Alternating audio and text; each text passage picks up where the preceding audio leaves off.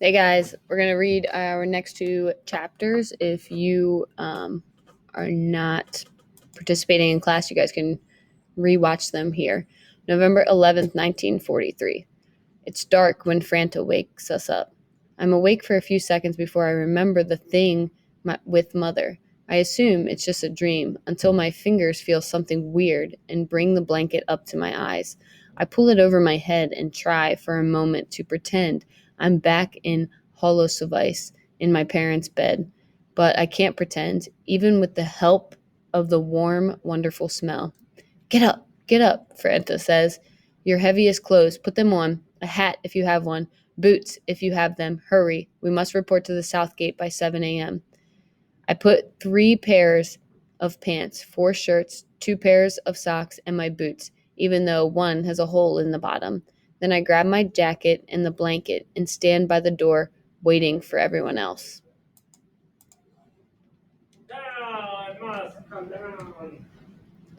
We wait at the gate for a while, more and more people coming all the time. The sky slowly growing lighter. It starts drizzling, so a few of us try standing under a tree. But since almost all of its leaves have fallen, that's not much at this point. Then I get an idea. Jiri, I say, help me up. Why? Just do it, I say, placing the blanket on his shoulder, grabbing the trunk, and reaching towards the first big branch. Soon I'm sitting in a wide V, up above the crowd, which is still growing. I look all around, but I can't find Mother or Marietta. Misha, someone tugging at my foot. Franta. Are you insane? Get down there immediately. He helps me off, squeezing my arm so tightly it hurts. This is not a day to stick out, he says. Do you understand? Sorry, I say, which doesn't seem to mean much to Franta right now. I was trying to find my mother. Have you seen her? What? He raises his head a bit and I think curses to himself. No, I'll ask around. And then he definitely curses. But it may take a while. How long? I ask. But he doesn't answer. Eventually, the gate opens and people begin streaming out through it. Still, it takes at least 15 minutes before our part of the crowd starts moving. I haven't seen this many SS the whole time we've been here. There must be dozens of them, each one holding a machine gun. Most every day since I've been here, I've wanted to walk through these gates. But with the SS everywhere, with no one telling us where we are going or why, I'd much rather stay in bed. I'd stay there all day if I could. But instead, we march along the path we took into Terrazin back when we first got here, almost a year ago. Maybe a half hour later, after my feet are definitely hurting and my stomach is definitely asking what happened to breakfast, the lineup ahead turns off the road and into the enormous meadow. SS officers are screaming loudly, the same thing over and over again, but it takes a few minutes before our part of the line gets close enough to hear. Lines of 100. Arrange yourself in lines of 100. 100. Exactly 100. After we get in our line, Kinkina, Jiri, Leo, and I argue if the exact number means it's more or less likely that they had us come out here so they could shoot everyone. Kinkina wants to ask Franta, but he's at least 30 people from us.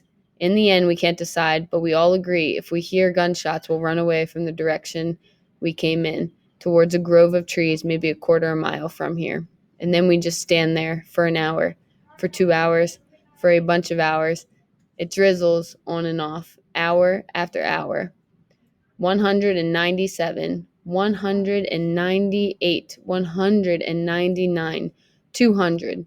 Sorry, Gorilla, time's up, I say. Jerry, your turn. It's okay, Gorilla says to me, stepping out of the blanket we were wrapped up in. Thanks, Misha. For a few seconds, before Jerry hurries inside, the cold, wet wind attacks me. Thank God for this blanket. Jerry is shivering so much he can barely hold his end of it. How long, he says, his teeth clicking against each other. Do you think we've been out here? I don't know, I say. I bet Franta does. I look down our line, 100 people long, but don't see Franta, which doesn't mean he's not there, because it's really hard to see past the first 10 people or so. I should start counting since Leo's next, but Jiri deserves a little extra time. And when, he says while his whole body shivers against mine, are they going to let us go back inside? Kinkina taps my shoulder. Huh? I ask. Franta wants you, he says. Why? I don't know. He says just go. So I leave Jerry and Leo with the blanket and make my way towards Franta. I can't really step out of line, so I get each kid to change places with me one by one. Some people, like Pedro and Pulina, give me a look like I'm trying to get us all in trouble. But after 5 people, I don't care one bit because I realize there's only one reason Franta would want to talk to me right now. Yeah, I said when I finally reach him, barely able to breathe. She's fine, he says. She's fine. Really? I say, suddenly noticing that my hands are shaking uncontrollably. He nods his head. An SS guard walks past us, his machine gun almost hitting Franta on the shoulder. Franta waits a few seconds, then picks me up. Look over there, he motions with his chin. I look at over the lines closest to us, which until then had been blocking my view. All I can see are more lines, reaching so far that after a while, there aren't separating lines at all. Just people. Thousands and thousands and thousands of people. Where is she? I ask. Over there, 17 or 18 lines away. I try counting, but after the ninth or so, I lose count. How do you know? I spoke to Otto Klein, and he asked Gonda Redlynch to find out. Gonda? I ask. Who's Gonda? You know how Otto is my boss? Franta asked. Yeah. Well, Gonda is Otto's boss, so he knows what he's talking about. She's out there, and so is your sister. Now get down, because you might not be very big, but today at least you're much too heavy for me. When I get back to my spot, I wrap myself in the blanket, bend down a bit, and press my face into Jerry's back. What are you doing? He asks me. I lie and tell him my nose is so cold. I'm worried it's going to fall off. Hopefully he can't hear me sniffling.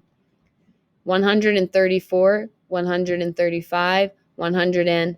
Misha, Jerry says, or maybe whispers. His voice sounds really weak. What do you think happens if you eat grass? What? I ask, because maybe I didn't hear him right. If I don't eat anything soon, I don't know what's going. But then I can't really hear him because suddenly there's a plane buzzing overhead and not far ahead, like the planes we sometimes see up in the sky on clear days. No, this is a dark gray plane. It's circling right over us. A couple of lines from us, one made up of women, screaming erupts. No, it's going to bomb us. No. The scream grows louder. It's going to kill us all. A young woman with wavy, dark blonde hair shrieks and starts running to the far edge of the meadow. An SS officer with a machine gun in his hand runs down the line after her. When he catches her, he pushes her hard to the ground and then points a gun at her. Maybe he's saying something too, but it's hard to know because now hundreds of people are talking and screaming and crying. A few minutes later, she's back in line, being held by a woman on either side. The plane continues to circle, and now it's the only sound I can hear. What do you think, Misha? Jerry says. Because cows eat grass, so maybe people can too, right? I know I should say something, but instead I wrap my right arm tighter around Jerry, closing my eyes. I picture the number in my head, each one a different, bright color. 136, 137, 138. How many lines do you think there are? I asked Leo, who's just joined me under the blanket. How should I know? He says. Even with 2 pairs of socks on, I can feel the water soaking up through the hole in the bottom of my right boot. I try opening my mouth to catch some of the rain because they haven't given us anything to drink all day or eat either, which is crazy because it starts to get pretty dark out. In fact, it sort of looks like what it looked like when we first got out here this morning, whenever that was exactly. Why do you think they keep counting us over and over? If there are 100 people in each line, how long could it take to just add up the lines, even if there are a ton of them? Are the Nazis that stupid? And just like that, an SS officer walks past, counting each one of us the 10th time at least. Joenzawazig, Vrasawasig, Funfojawazig. An old man collapses in the line next to ours. Two other men kneel over him for a while. Then they stand back up, leaving him on the ground. A minute after, the fourth man, tall and bald, kneels down, takes the man's jacket and puts it on himself. A bunch of them start arguing and pointing at one another. Eventually they stop. The bald man doesn't remove the jacket. Leo is crying. He's trying to hide it, wiping his face extremely fast every few seconds, But even though there's barely any light in the sky at this point, we're all pretty wet anyway. I can tell. And I think Erich is sleeping, standing up, his shoulder leaning onto mine. Leo, come on, I say, opening up the blanket. Each shivers and Erich shivers and stands up straight. What the? He says, maybe still dreaming. Leo huddles between me and Erich. Only now we can really close the blanket into a circle. The rain falls harder, and it's definitely getting colder. I try not to think about food. I try counting again, but I keep forgetting what number I'm on, so I let myself think about dumplings, trying to remember exactly what they taste like. But I can't concentrate on that either because Leo is still crying, and maybe Erich now too. Our line starts moving, and even though I can't feel my feet, soon I'm marching, or at least trudging slowly. Finally, we're heading back. At least I hope we are. We reach a small ridge and begin walking up it. As we get to the top, I close my eyes for a couple of seconds, open them, and then quickly look around. Before my eyes adjust, I'm able to make it out. Huge crowds of people reaching past where I can see in every direction. We must be close to Terrorism by now, though it's hard to tell since it's nearly pitch black outside. I can't believe I actually want to get back in there, but I definitely do, especially after I tripped over and fell onto a body at the edge of a meadow, a body that didn't respond in the slightest to my knee crashing hard into its back. Hey, Jerry says, tapping on my shoulder from behind. Franta says that Franta says there were 358 lines. I don't answer, just wrap the damp blanket around me a little tighter and keep walking. As soon as we get back to our room, we peel off our soaking wet clothes and lay them onto the clothesline, running between the beds, or just spread them out flat on the floor, even though that won't do a thing. Then we put on whatever dry clothes we didn't wear today. Into bed, Franta says, his voice not even sounding like his. I'm starving, Coco says. We're all starving, Franta says sharply, causing Coco's face to tighten up. I'm sorry, Coco. Please go to sleep. We'll all eat in the morning, I promise. No one says another thing.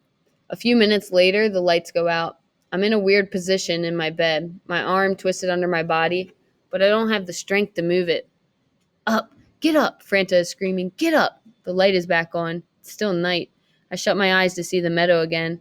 Part of me starts wondering if all that actually happened, but somehow when Franta says, there's a fire in L414, hurry, we must help bring water. I know it did. I fall out of bed, grab some pants, put on my shoes, walk around the wet clothes lying everywhere, and hurried after Franta, who is running down the hall. My limbs ache. My throat feels like it couldn't possibly be mine. Right after we reach the door to our building, Jacob, another Madrich, comes outside. It's out, he says. You sure? Franta asks, panting. Yes, he says, removing his glasses and running his fingers through his thinning hair. Go back to bed. Soon he's gone, and another half dozen boys who got down here before Jacob showed up. But for some reason, Franta and I just stand there, not moving an inch. Franta rubs his hands together, lowers his head, and closes his eye. Why did they do that to us today, I ask. Franta opens his eyes and starts walking towards our room. Why? I ask again. I don't know, Misha, he says. I simply don't know. But then he stops walking right there in the middle of the hallway.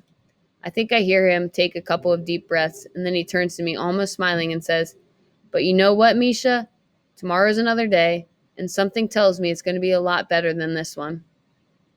A minute later, I'm back in bed, but unlike before, I don't feel sleep getting any closer. My feet are still cold.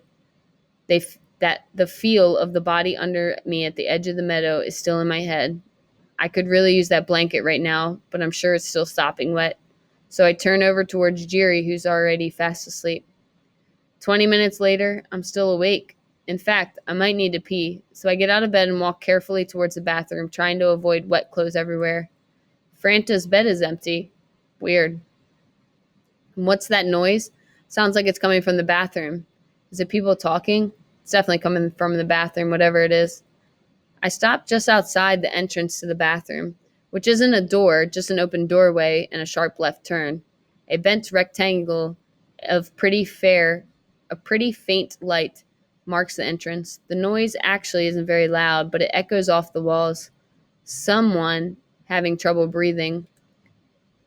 I take a couple of soft steps and pass the very edge of the doorway. 2 quick breaths and a sniffle that turn into a snort. I slowly twist my head to look. Franta is sitting on the ground, his back pressed against the wall and his head down. I can make out the I can make him out pretty well because some pale yellow light coming through the window I can see is landing up on him. His broad shoulders shake for a few seconds, then stop. He slowly raises his head, and the light reflects off the wetness onto his cheek. What? I think he says. But he says it so quietly. I lean in just a little bit more and hold my breath. What? He says again. I'm sure this time, but then he stops. Maybe because of the crying and sniffling. I really need to breathe, but something tells me he's not done talking yet, even though I don't understand why he's talking, since he's all by himself. I grab the door frame and lean in a bit more. He slowly shakes his head back and forth. What about tomorrow? He says. Then he uses the back of his left hand to wipe his face, which only changes the reflection. I stand up straight, turn around, take a long, deep breath, and head back to bed. On my way there, I stop at the tiny furnace by the door. The thing is supposed to heat our room, but it couldn't heat a space a tenth of the size. Still, Franta let me put the blanket on the part of the floor closest to it. I lean down and grab the corner by the furnace. The very tip of it is actually dry. Without thinking about it, I get all the way down on my hands and knees and bring my nose to the little dry part. I breathe in and out for a few times before figuring out what it was I'm smelling. Not Holosvek, just the meadow, cold and wet.